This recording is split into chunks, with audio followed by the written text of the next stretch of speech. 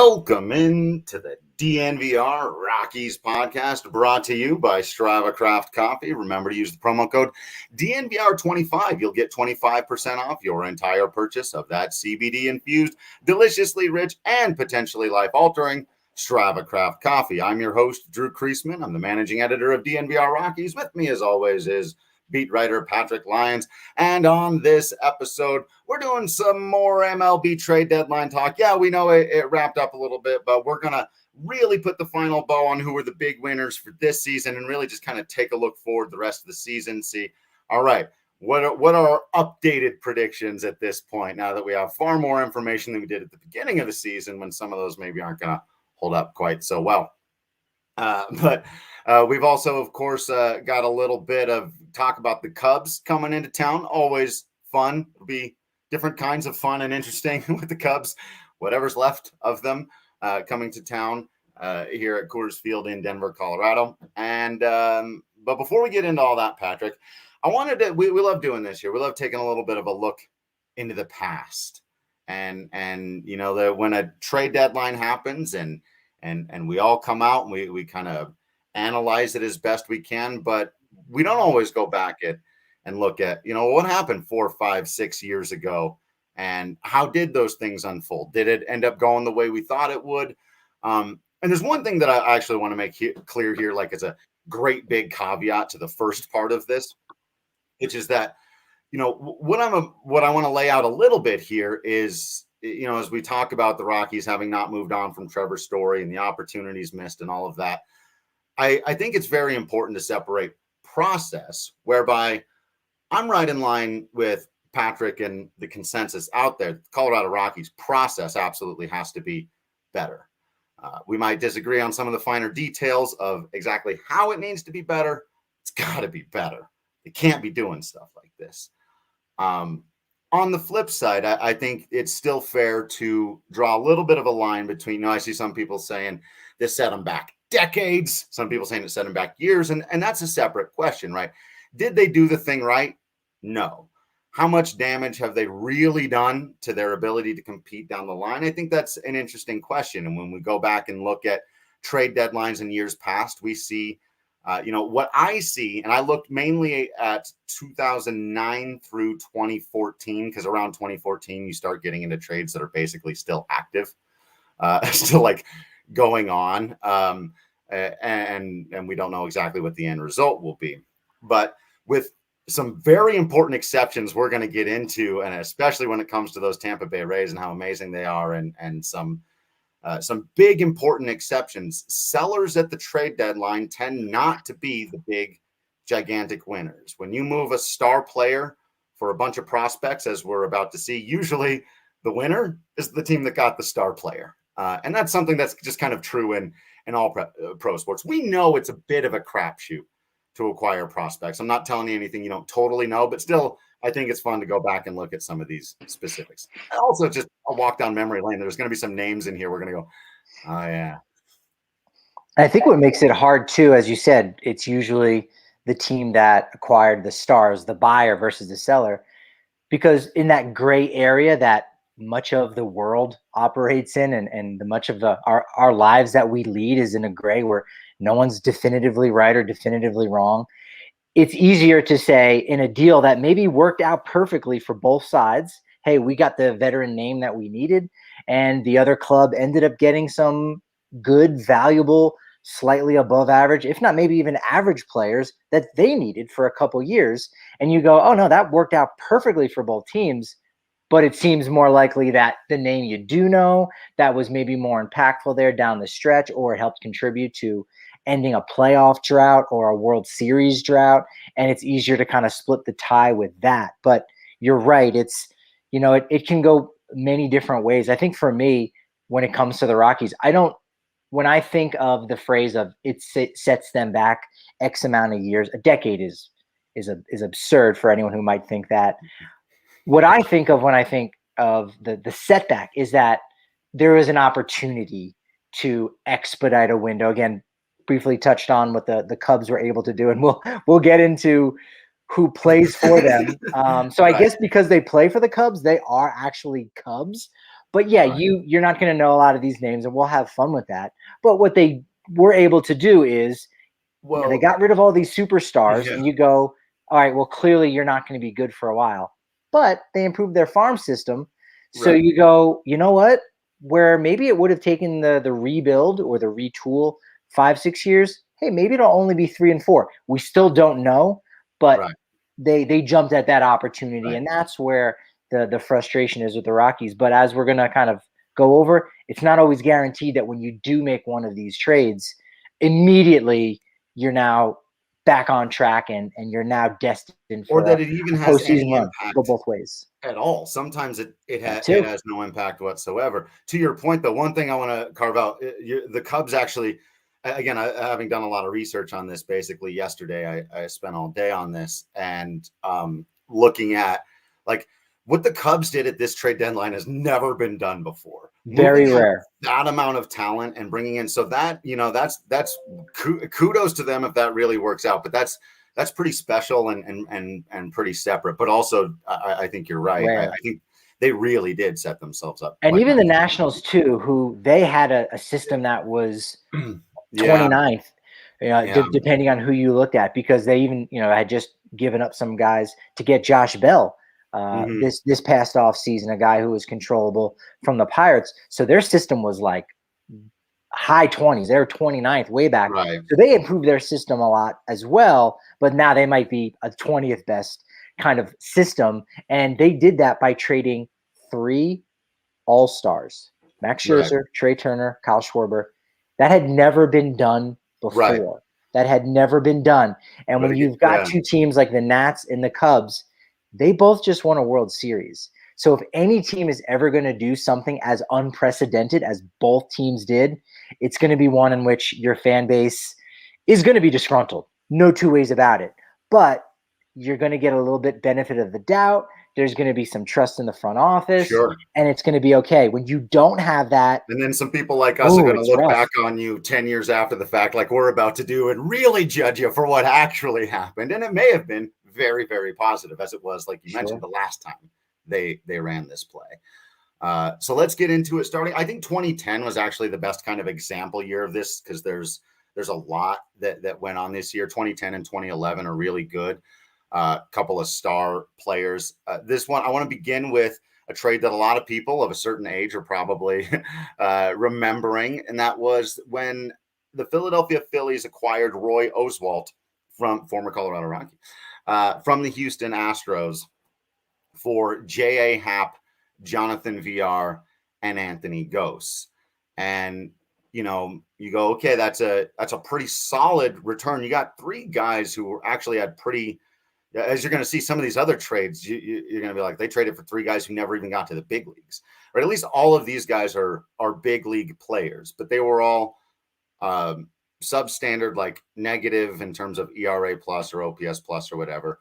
And while the Astros did flip, Anthony Gose never played for the Astros. They flipped him immediately to Toronto for Brett Wallace, who was like a 95 OPS plus guy for the Astros for about 3 years, and then just was released into free agency. So none of these players really were the rebuilding of the farm system or the start of the next era or a key player on a postseason team. And, while they absolutely did get value, at the end of the day, you go, did the selling of Roy Oswalt really help the Stros in any measurable way turn things around? No, at the end of the day.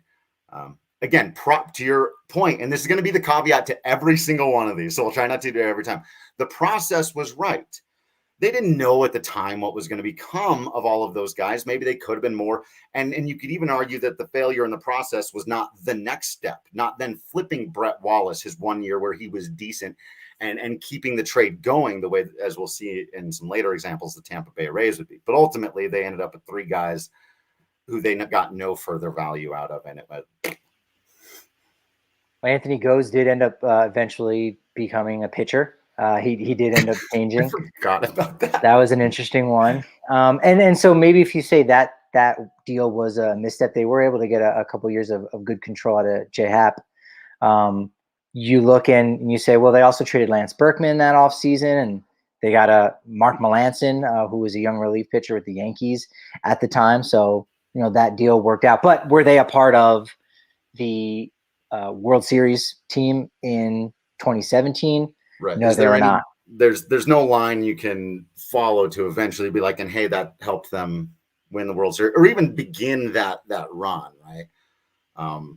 Okay, I think I'll do another. I think had they did end up turning around, they traded him at the 2012 deadline, and so they got a couple of helpful pieces, including Joe Musgrove, which was one of those. So as we'll get to in a little bit, there is this idea of a trade tree where you keep trading, and again, the example that we'll get to, it can be extreme. The Astros were extreme in doing it, where basically if you come knocking on our door, and this is the case, for any team that's tanking and doing it well, right? Because the whole object is to basically say, hey, if we're not going to be good at winning, let's be good at losing. So you come calling us, we're going to pick up and say, who do you want? Right. Sure, we'll give him to you, even if he's controllable for a few years. But what are you going to give us? Let's punch it into our little equation, our launch center that Houston used and operated, and say, actually, it ends us making us better in the long run. In the short term, definitely not. Yeah, and I mean this one really didn't even in the long run, but others do. So you've made the point several times before. Just because you don't land every trade doesn't mean you don't make trades. But again, when you go the sellers at the deadline, you look at do they, there's not a great track record. Here's another one. I think this is a big oof, even though I was always a big Justin Smoke guy. This one's a big oof for Seattle, who again had to move Cliff Lee. And a lot of times these teams are in these positions, but Cliff Lee goes out. Justin Smoke goes to Seattle along with Blake Bevan, Josh Lukey, and Matt Lawson. And this was one of the few where I did follow there is no trade tree here. Smoke, those guys you hadn't heard of didn't turn into anything. Justin Smoke was the only guy who's got a real major league career there.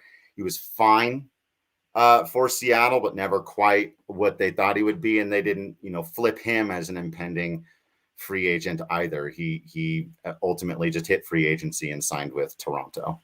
So, and at no point, obviously during that decade, did Seattle become contenders or go on some kind of big run because of their return for the Cliff Lee trade, which is just sad. Yeah, and a lot of times with teams like that, when you're a seller, like Seattle was at that time, Houston was, some of it can be about financials. If you want to save some money, and honestly, I think that probably had something to do with the Trevor Story deal, where, again, we don't know financials, and we understand that's an element of it. It's also an element for fans being frustrated. If the Rockies had said, well, Story's only due about $6 million more left, what if we pick up the tab on all of that? So we'll pay for Trevor Story to be on your team. How much of a prospect pool does that bring back for $6 million? So you can take advantage of some of those teams that are up against the salary cap. But in that case, as you said, Mariners are just really looking for some. When you're poor, like it's harder to do. That's a big oof for Seattle there, and it's tough. There's a few of these other ones that, again, there's just kind of names. A lot of these trades are really neither plus nor minus for anybody, but let's get into a nice big counter example for you here, Patrick. I know you'll love this one. Tell me if you remember this one. I'll give you two players involved in the trade, and I think you'll be able to get who the key piece is that I'm missing out. But Ryan Ludwig and Jake Westbrook. All right, so this was a 3-team deal, I believe, right? Between Cleveland, San Diego, and St. Louis. I'm probably going to butcher who went all over the place. No. You've got so much momentum. Ludwig might have been with the Cardinals, and he went over to San Diego. Got it. What was the other names you said? What was the first name you said? Jake Westbrook. Jake Westbrook was a minor league pitcher at the time who actually was drafted by the Rockies, and was the Rockies did not get too much. They just got a little relief help. That's one of those trades that doesn't really get talked about too much in the Rockies' history, believe it or not.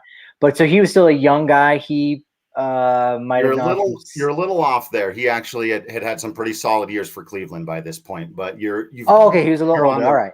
Yeah, he I was a must little be bit. thinking of the Rockies one. But the big name in that deal at the time was a young starting pitcher by the name of Corey Kluber, who went from San Diego to Cleveland. And let me That was correct one of you those on names. one phrase I was going to say, because Sure. he was the big name in the deal. Now, that's right. Now he's the big name in the deal. See if I can find this write up. Where was it? Oh no. I think Ludwig was the big name that San Diego was getting at that time, where they just needed a big bat. Yeah. And that was kind of what it was centered around. And they go, yeah, hey, look, we can't really use this Kluber, Right. what's his name? Who cares? He's down in AA or, wherever he was at that time. Right. And, you make those kind of deals. Again, it's rough, and I don't want to get off the topic, but when you take those risks, you kick yourself and go, oh my God, we had this guy in our system.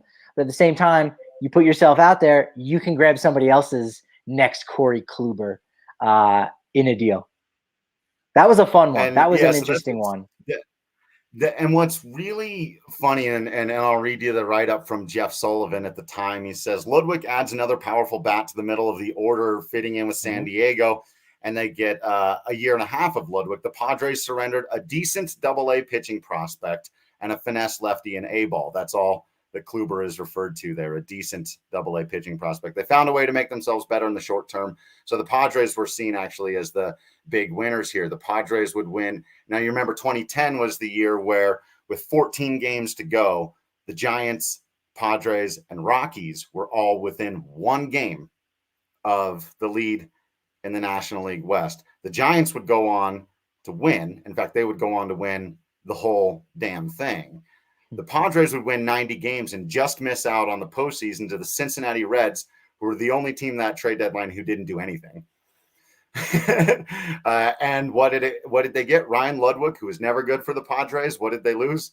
Corey Kluber, as it turned out. Tough one for the Padres in hindsight. Like you said, it doesn't mean you never take risks, but we're just doing the hindsight game right now. Yeah, big win for Cleveland for sure. Again, they got a And veteran pitcher, and they replaced it for a cheaper pitcher too. It was a Cardinals-Padres trade. Cleveland had no business being in it. They moved Westbrook, who'd been pretty good for them, but they could tell that he had peaked. They basically just went, hey, we'll facilitate this. We'll make it work by shipping Westbrook to St. Louis for, and you guys just send us a AA pitching prospect. And it's not clear that they knew what Corey Kluber was going to turn into either. You win some, you lose some, but that the winner, it still wasn't the team that sold. The team that sold there was the Cardinals, sold Ryan Ludwig. So even though Cleveland won big, it's hard to say they were really sellers, but they did kind of sell Jake Westbrook. So I'll give it to them. I think that's a pretty solid sellers as winners point there for Cleveland. Yeah, that's huge. As you said, they kind of facilitated the deal. They jumped in the middle of it. And again, when you have good relationships with other teams, you can do that and say, hey, what do you got going on over there? Well, look, we don't have a match for you, but we know this other team that's got something, and you work it out. There is an honor among thieves to a degree, right? Cleveland only won so much with Kluber in uniform, but they did manage to flip him as well. And they went to the World Series. That trip, I mean, yeah, I know.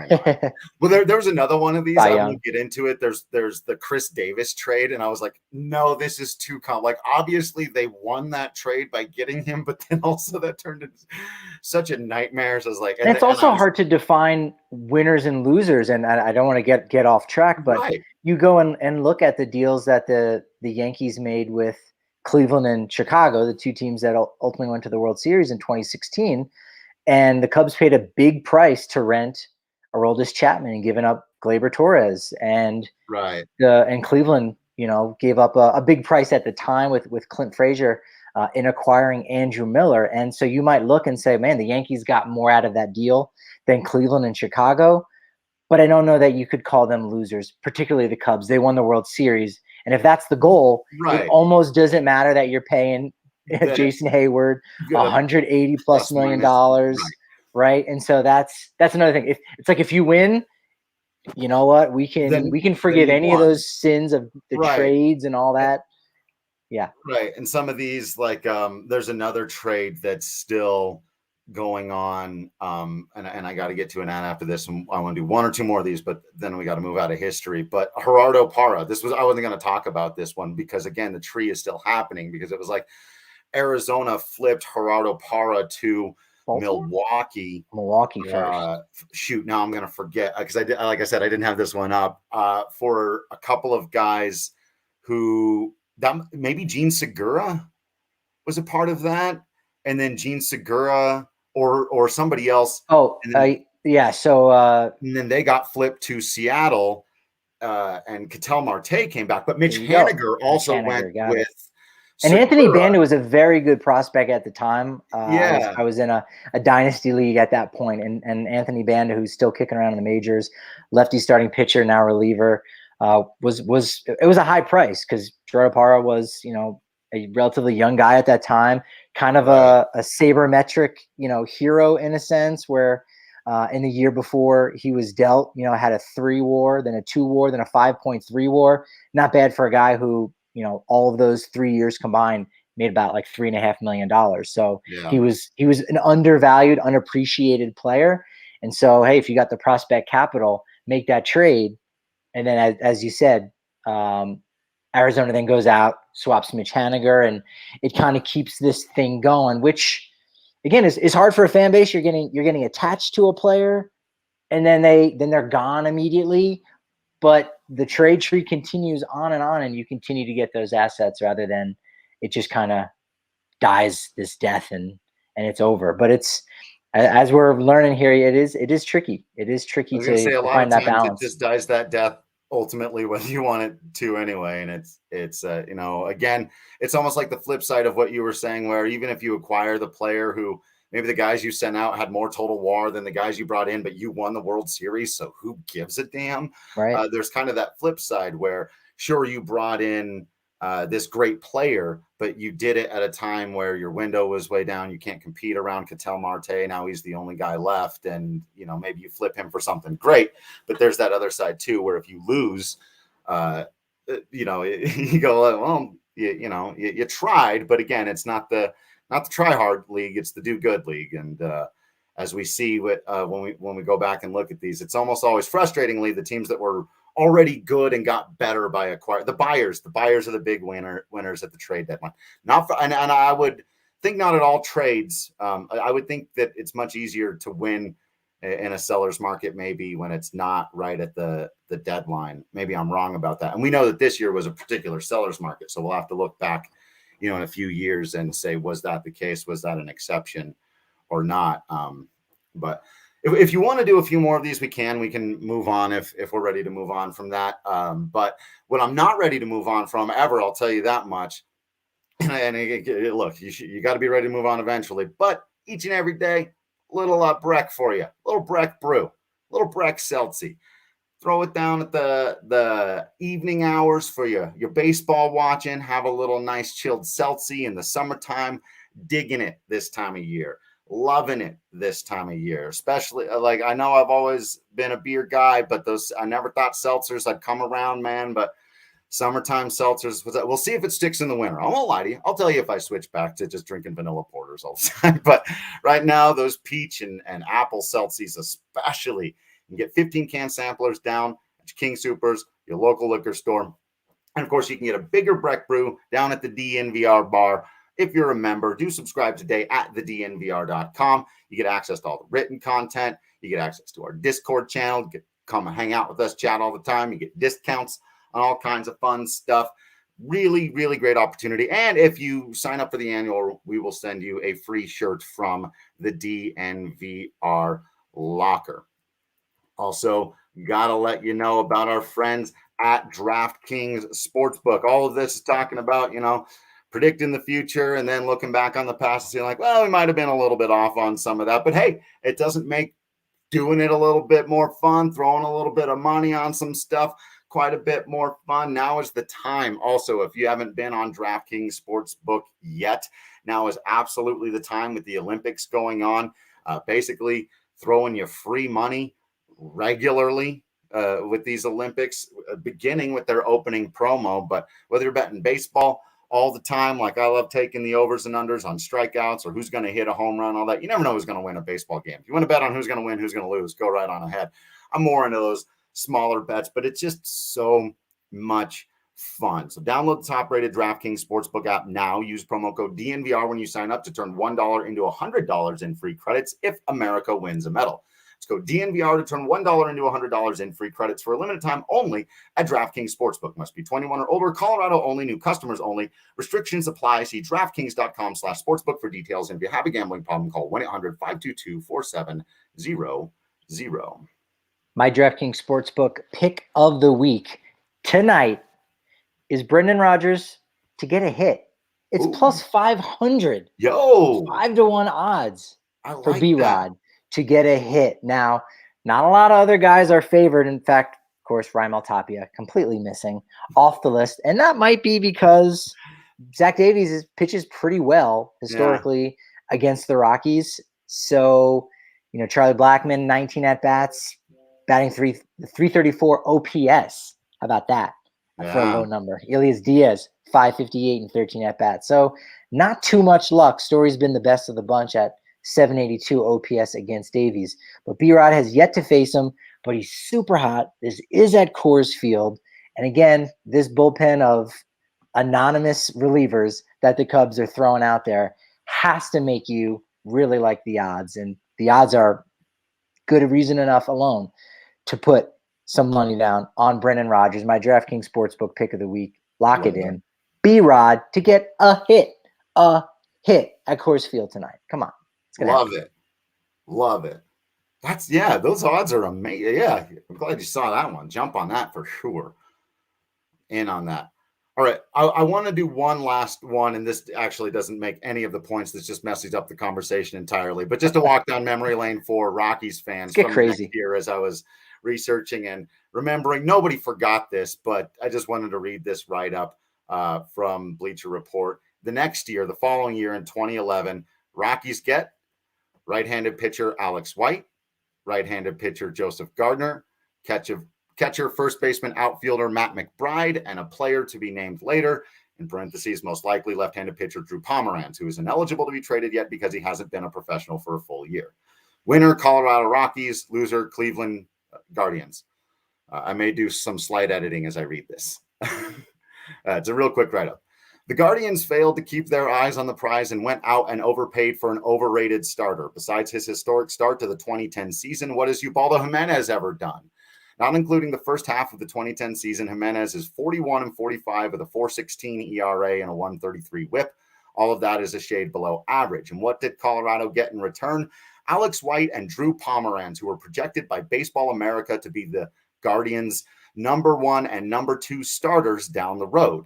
Joseph Gardner, who could become a great innings eater if he can improve his control, and Matt McBride, who may be a backup or may wind up being an organizational player. Well, he nailed it on Matt McBride. Indeed. And Pomeranz was kind of there, but it just took him a long time. Took him a while. Never did work out. Figure that one out. Do you remember the name of the kid that the Yankees traded for Alfonso Soriano? Well, they traded A-Rod for Soriano. That was the only time that they traded Soriano. I said the Yankee. I'm pretty sure I meant the who got him from the Cubs. I think he did go to the Nationals. Nationals. I'm sorry. He did go. I just had the picture of him in a Yankees jersey. No, I do not. He never ended up making the big leagues. I think it was an injury thing, but there was a big fight over that, according to the article I was reading, and they ended up trading a kid. And I couldn't remember his name either. I don't have that one up. I think that was in 2014. Yeah, I know he had a lot of money left on that. Yeah, it was basically a big contract. But apparently they really didn't want to let go of that prospect. And and I'll say this, actually, one of the things that I've maybe moved the biggest on in the research of doing this that I, defended a couple of years ago, probably more vociferously than I should have, is buyers win at the trade deadline. They really do. And prospect hugging, while I do believe the Rockies have to build more internally than other teams, like they really, really did miss those opportunities to go for it. Because when you look back at these, how many teams traded a slew of sometimes you trade a slew of prospects and one of those guys ends up working out. Carlos Carrasco was kind of a throw in for Cleveland. There's another counterexample. He ended up being a great return for a seller when they just gave a bunch of prospects. I can't remember. It might have been in the Cliff Lee deal. Lou Marson and Jason Donald. Yeah, there were a lot of top prospects with the Phillies at that time. Right. So all of that, can happen. But now I lost my train of thought there trying to figure out that who Carlos Carrasco came back from. Well, and there's losing a trade, and then there's just being worse off for it. So the Cubs may have lost the trade for Aroldis Chapman, right? I remember now. But did they lose? Right. No. And so to put the bow on the point I was making is that while sometimes you can find some clear losers here when they shipped out great prospects for something that didn't help them win or whatever. Sometimes it goes that way. But the big buyers who get the star players, that Ryan Ludwig wasn't a star player. That was a oopsie. That was just a big dump oopsie for the San Diego Padres there. And the Rockies had some opportunities to do that in 17 and 18, and they went out and got Lucroy and Nishek and Sung Wong Oh, all of whom were really, really good additions. But looking back at so here's one I know, I don't know the exact details of, but one I know was a sort of general working package in JT Realmuto for Brendan Rodgers. And that was one at the time I was like, I don't know about that, because and Realmuto was about to be a free agent, and I don't think he was going to come back, so there was all of that. But Rodgers is only now starting to really prove his worth, and we'll see what it's going to end up being. But that was a prospect hugging situation where you throw JT Realmuto on that 2018 Colorado Rockies team, even if he only gives you that 1 year, they win the division. Plain and simple. He wasn't a free agent until after the 2020 season. 2020. So they would have 2.5 seasons. Yeah. Because, when you have that window, you have to make the most of it. Because, again, we don't know when the Rockies' next window is going to be. And, again, a lot of teams, they have those times where you go, all right, look, here's where we're at. Shoot, when are we going to contend? When are things going to line up so that we get all of the best players at the same time? That's a question all organizations have to figure out, or to decide, well, since we don't know, then we're going to tank so that we can kind of force that issue and we get them all at the same time.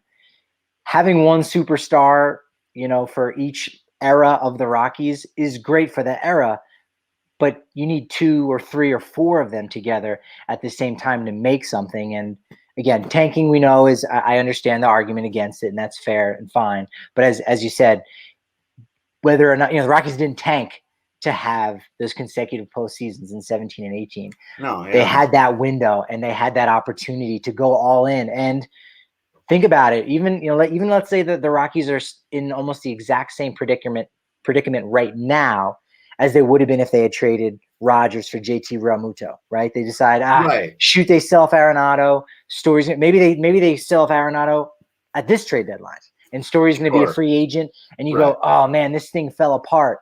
But they went a little bit further maybe in 18. They went back to the postseason in 19. Who knows what they did? 2020, we don't know what would have happened in that shortened season. And then 2021 is the letdown that 2019 ended up being. Sure. You don't know. You have to jump at those opportunities. You have to jump at those opportunities, whether they be to keep your window open and give it a jolt, or just kick the can down the road a little bit so that you've got a better prospect pool, and you have to be on the other end, and you have to trade your veteran for that prospect. It's a lot to manage, for sure. It's a lot to manage. And for the fans out there who don't necessarily have to think in that capacity, and it's painful if you lose players or you lose games. Either way, it's true about all sports. But as Bart Giamatti said, baseball, it breaks your heart. Yeah, and that was, why I was going back and looking through all this stuff, because as much as there are those Cubs and Rays teams that have really played those markets and done the right thing and nailed it, and are arguably still nailing it, and that is the reason for their success, it is no consolation to Reds fans or Mariners fans or Pirates fans who are all over some of these other ones I didn't have a chance to get to, where you just go, no, you moved out a dude and you got a bunch of other dudes who did nothing for you. And the fact that you've been irrelevant for a decade, but moving pieces around, no consolation to those fans. They don't, that's, and so I would just suggest that anybody who is feeling really upset about the future that they're feeling like maybe the Rockies missed out on and doesn't want to feel that way. If you want to stay that way, fine. If you don't want to feel that way, maybe go back and look at some of these and realize that very, very rarely it's not. And when sellers win, they win big. It's a lottery ticket. I actually think here's my final thought. Here's my analogy. And I think this works for why everybody's upset, right? Basically, there was a big party. They were handing out free lottery tickets. The Rockies were at the party and everyone else was getting free lottery tickets. And the Rockies went, no, we're going to go to a later party that might get canceled because of weather, where we're going to get a different lottery ticket that is much higher risk and may not be anything at all. We believe there's a higher reward there. And one thing I'll say, we talked about the guys who they've drafted. As much as there's Nolan Arenado and Trevor Story and Charlie Blackmon in those comp rounds and second rounds, there's the Chaz Rose. I hadn't seen Chaz Rose's name in a while. Mike Kikarak. Right. There's the guys that don't pan out, just like, in the trades or whatever. Both of those things, a comp pick and a deadline deal for a group of prospects, those are both lottery tickets. One just makes way more sense. You were at the party. They were handing them out for free. Just take it. Don't overthink this. And if it's true what's been reported by Jim Bowden in The Athletic, and I don't have any sources to confirm it, but if it's true they were offered top 5 prospects and didn't take it, that's just inexcusable. You've got to do that. That said, the value of this lottery ticket versus the value of this lottery ticket, how much did they really set themselves back? And how often do teams that sell at the deadline really end up winning big and really truly plant the seed for that success 4 or 5 years down the line? It happens. The Rays have been incredibly good at it. They've turned it into an art form. But even the A's, as you go back and look through some of the history here, have had some really dumbass moves. They've had some good ones, but they've had some that just they didn't turn into anything. So it's entirely possible that the Rockies missed out on a lottery ticket. Bad process, make it better. Don't do that next time you're at the party. But for those of you that are like, oh no, that lottery ticket, it might not be the end of the world you think it is. We also don't know how much it would have been for, right? That's the thing. And it's funny. I don't think it's a lottery ticket at all. I think it's a scratch off. Because when you say lottery ticket, you go, all right, it's going to be millions. Even if I got to split it, I'm still probably going to make $1 million or right. Several hundred thousands. And it's more of a scratch off that, again, you can still win tens of thousands, hundreds of thousands, because we know in baseball, right. You're not going to make a trade for the next necessarily Hall of Famer. And even if you do, one Hall of Famer does not make a dynasty or does not make a postseason contender. You're just getting a nice piece. A scratch off isn't going to change your life, but it is going to change your outlook on things for a while. And but I think that's the apt analogy is that, and because we don't know, it's going to be part of the conversation of like, well, but remember it could be better. We don't know how much. We'll never know how much, right? But we just know opportunity. We will know whatever they take with that comp pick if they get it. Now, if they don't get the pick, then we can really return to this and do whatever. But we'll know that, and it'll be interesting to go back several years from now and be like, whatever did come of that particular pick. And we know it doesn't always work that way, but we do things like that with the Larry Walker trade, right? And then they end up getting Dexter Fowler in a kind of roundabout way. So it's just always fun to go back and look at those things. So. And I recommend anybody. It's really fun and interesting to go back and look at these names and be like, who they traded who for what? And if you want to, I was gonna say, if you want to do that Monday morning quarterback stuff, it's great if the Monday morning is a decade later, and then you can really feel smart. That's right. That's when you can really kind of like Alex White and Drew Pomeranz 1 and 2 punch right atop the rotation.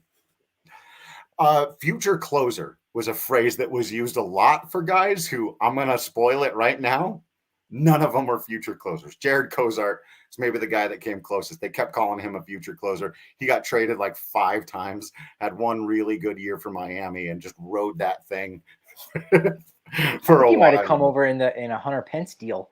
Not too many you're- people remember Hunter right. Pence was a Philadelphia Philly for the a Phillies. very short amount of time. That was another solid buy for the Phillies, who just picked up Hunter Pence and sent out a couple of dudes. And, again, buyers. It's a buyer's world out there, folks. Rich man's game it is, but that's all right. Still out there doing the thing. You don't quit. You don't give up. You don't give in. And neither do our friends over at the Colorado XOs. Talk about some people who are giving it their all, man. It's a really, really cool situation they got out there. They finished up their season 5-5. Really great start for this totally new team. Going up against professionals that have been doing, rugby for years. For those of you know, the XOs are like this collection of super athletes from other sports who are out there kind of learning the game of rugby. But at 5-5, you're more than holding your own. Rugby is so much fun to watch. It's like professional wrestling is a great example. We both got it's Wrestling Tea Day at DNVR. Apparently, we decided to rock them. A lot like pro wrestling. Like if you watch it on TV and you happen to get into it that way, cool. I mean, I did as a kid, totally understand. But it's not like going to a show.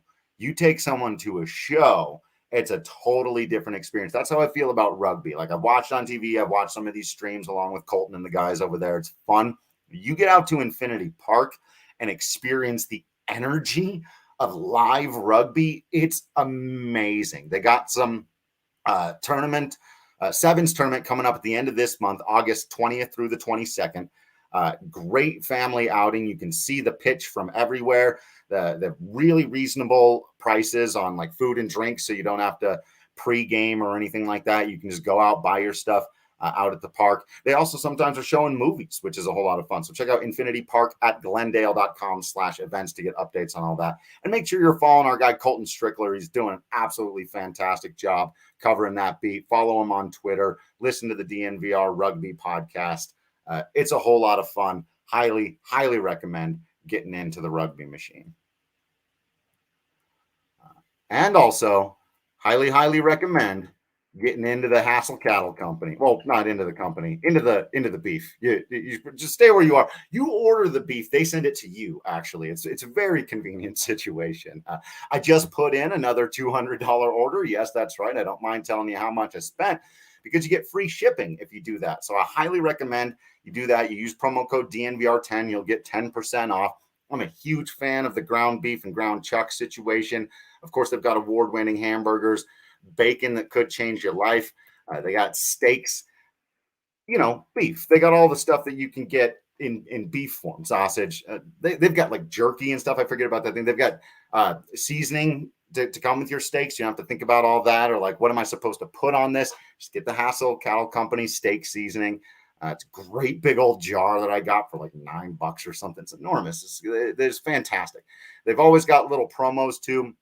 Be sure to check those when you start going into your cart and putting stuff in there. They'll pop up with just like would you also like a heavily discounted pound of ground beef? And you're like, of course I do. Why would I not want that? It's delicious. It's fantastic. They treat the animal well, treats the environment well, treats your body well, treats your wallet well. No reason to get beef from anywhere other than Hassel Cattle Company. It's HASSELL Cattle Company.com. And don't forget to use the promo code DNVR10 to get 10% off. Yeah, why invest a bit in Bitcoin when you can invest in a Hassel Cattle Company and be eaten high off the hog? Quite literally. I'm saying. All right, Patrick, the Chicago Cubs come to town. What's left of them, as we've mentioned. Usually a really fun series when the Cubs come into town. We know about all the transplants and then they do that everywhere. The Cubs are just a team that travels. When you go and watch them at spring training, and all Cubs fans just invade everyone else's park. It's a thing they do, and fair enough. They're having fun. But it'll be really interesting to see what it's like here. Cubs fans have got to be in a weird spot. They probably knew this was coming, like you said. There's probably a lot of fans that fully understand the long play. They've lived through it pretty recently, so they can have some faith, some confidence. This is going to work out in the long run. Still breaks my heart when I see those pictures on Twitter of all the little kids lined up against the fence watching batting practice in their Bryant, Rizzo, and Baez jerseys. Just like, who's going to tell the children? But yeah, so in a slight changing of one of my favorite lines from Major League, let us open by asking, who are these effing guys? Who these guys? I mean, they got rid of, I think, 9 players. Nationals got rid of 8. And so between the two of them, 17 notable names, especially if you're from the fan base, you know all of those names, were gone. And then that night, the two teams played each other. So if you were looking at a box score of the Cubs and Nationals, you're like, hey, NL powerhouses for the most part. Who are these guys? Are we sure this isn't the Iowa Cubs and the Fredericksburg Nationals? Yeah. So they've got some interesting things. If you're listening to the podcast version, it's not too visual, but if you're watching us here live on the YouTube, you can also go back and watch it once it is up. Days later, we got some images for you, and so we're gonna quiz Drew, and I'll be fair and say that I knew about half of the 4 guys, didn't know too much about them. Again, you keep tabs, but you just know that they exist versus their life story. So I'm going to pop up a gentleman on the screen. And first off, he's got a batting helmet on, so maybe that's a giveaway. I don't know. Oh, boy. Position player or pitcher? That's your first guess, Drew. Oh, Position player or pitcher? Number 66. If he's a position player, he's a catcher. That's a hefty boy. Okay, so we're looking at body types. That was going to be the next piece. All right, so you're leaning more towards a position player than a pitcher, or not necessarily? I'm leaning pitcher unless he's a catcher. I was leaning toward pitcher because, again, I think he's got a little extra heft here. He's got a relief pitcher's body. I'll say that much. I would agree with you on that. He is a position player. Okay. So you'll be surprised to know that he's actually a center fielder. What? Number 66. Yes. He bats leadoff for them. Is this gentleman's name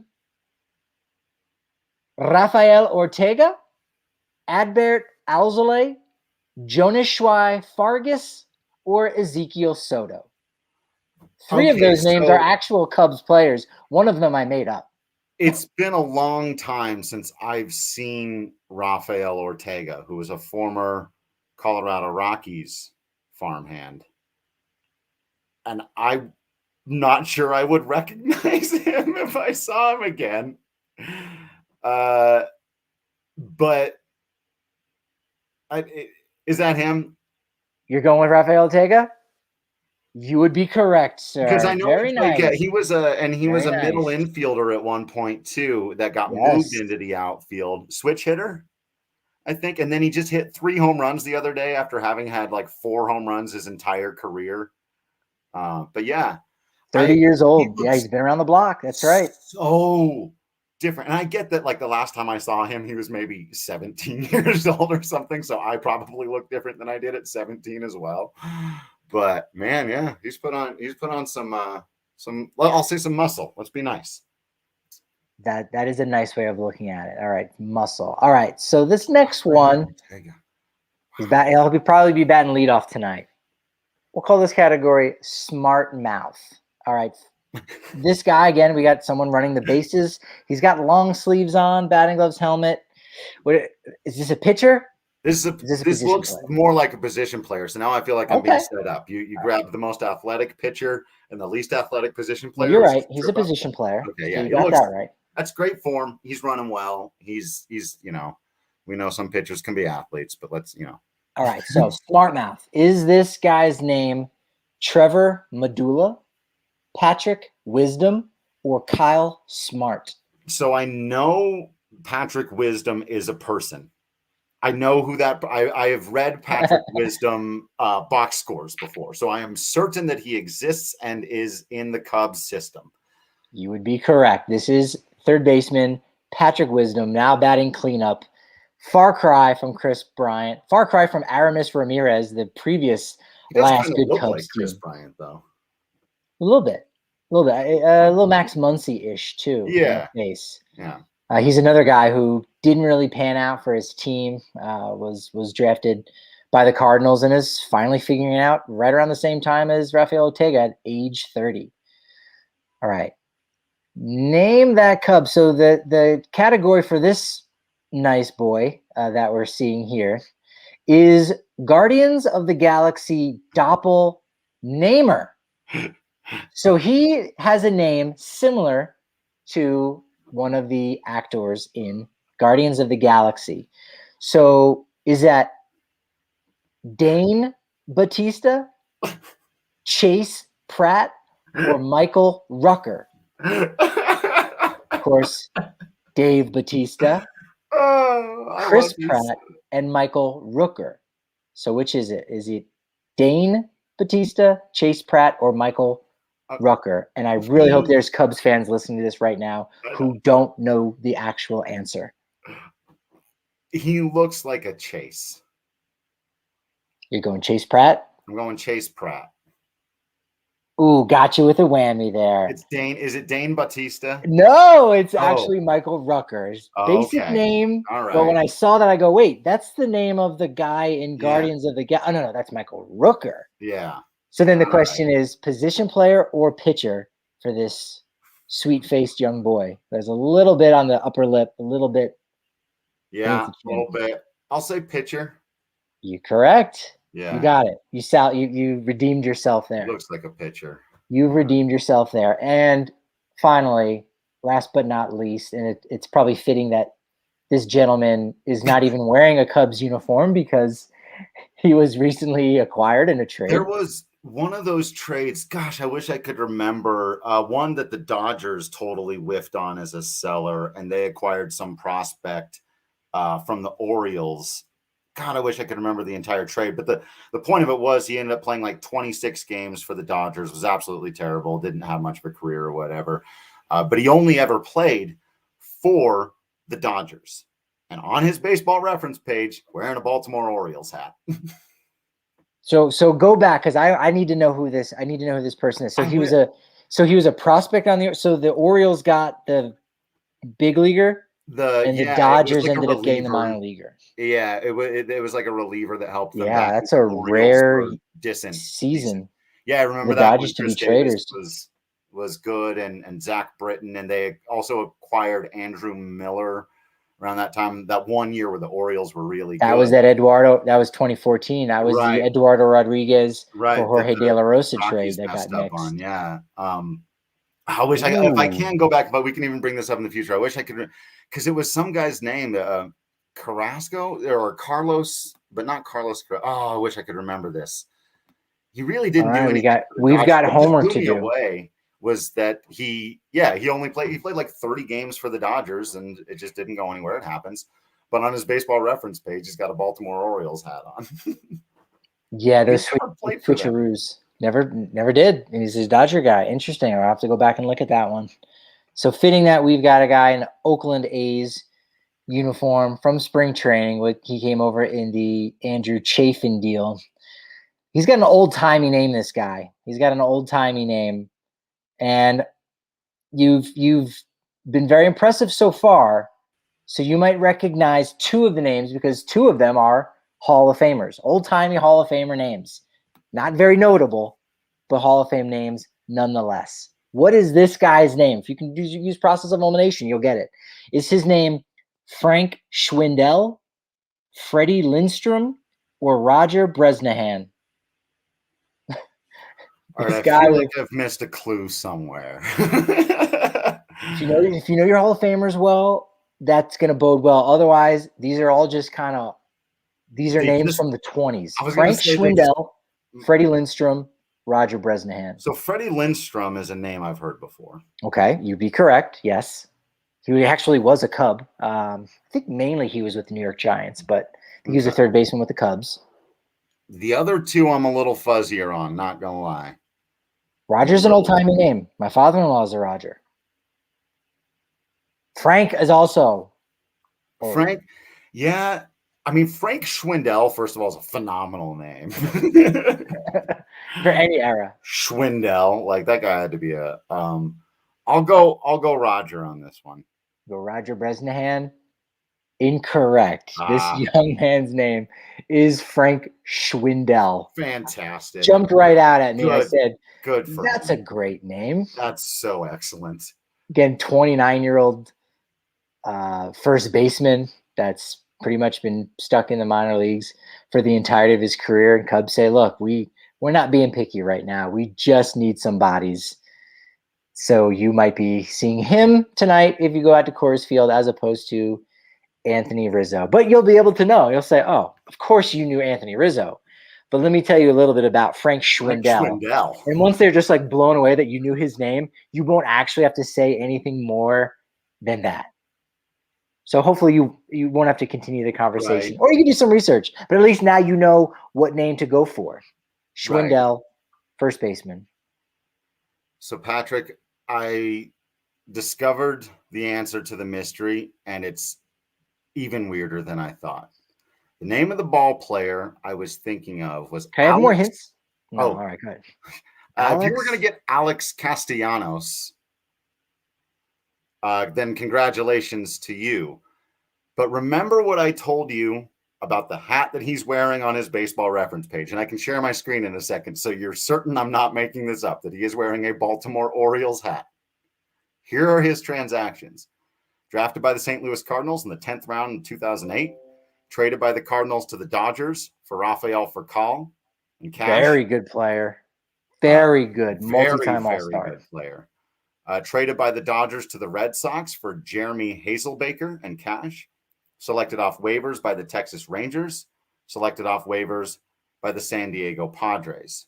Signed as a free agent with the New York Mets. Actually signed as a free agent with the Colorado Rockies. Then signed as a free agent with the Baltimore Orioles in 2017, but he never played. So that's why he's got the Baltimore Orioles. You wasn't drafted by him. He didn't play for him. He just happened to end his career there.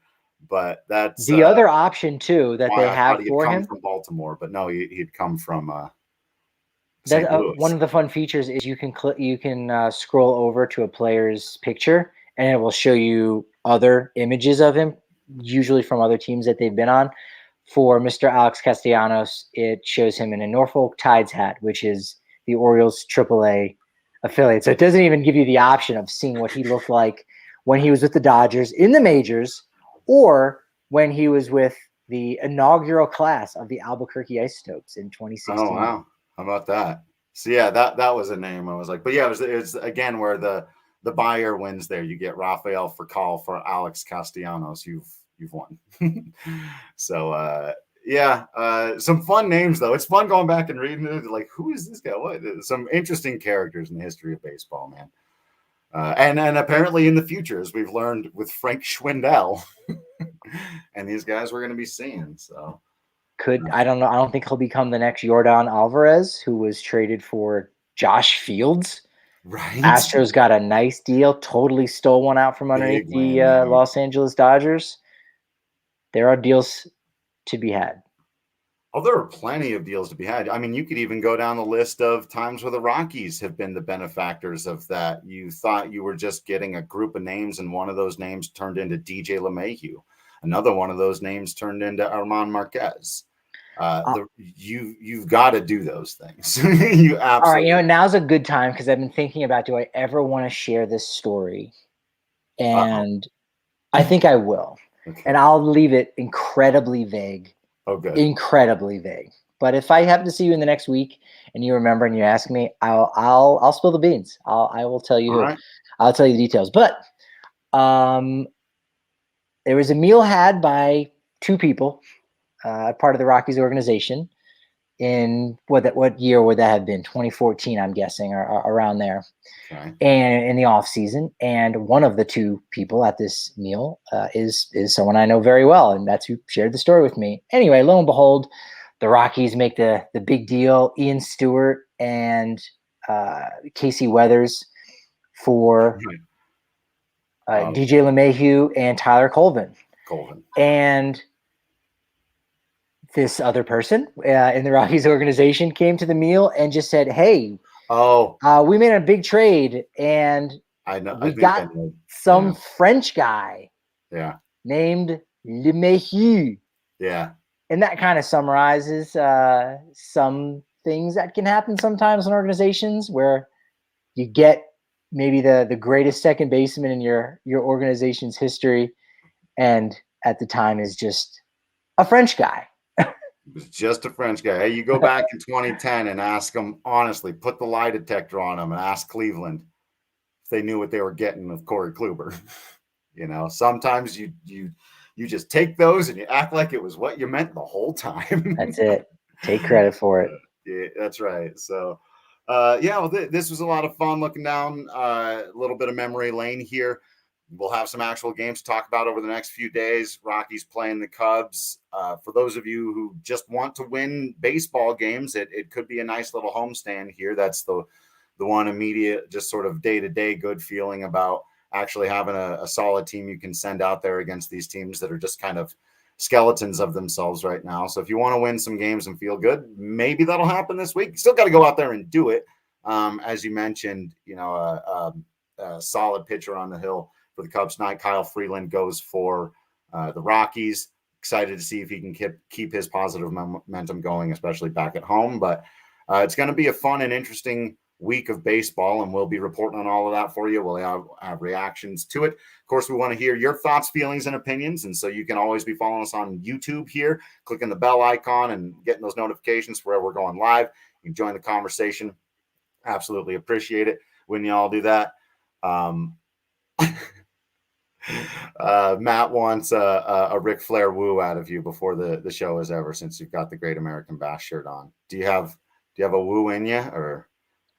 I got to get off mic, and mainly because we're talking a lot about the Astros, and we know Josh Reddick is a big fan. So, woo!